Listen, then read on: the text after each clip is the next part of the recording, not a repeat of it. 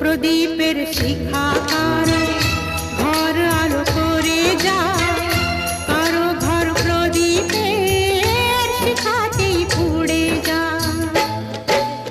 সব লাল পাথরই তো জনি হতে পারে না, সব প্রেম মিলনের মালা পেতে পারে না। পাশাপাশি দুটি ফুল ফোটে যে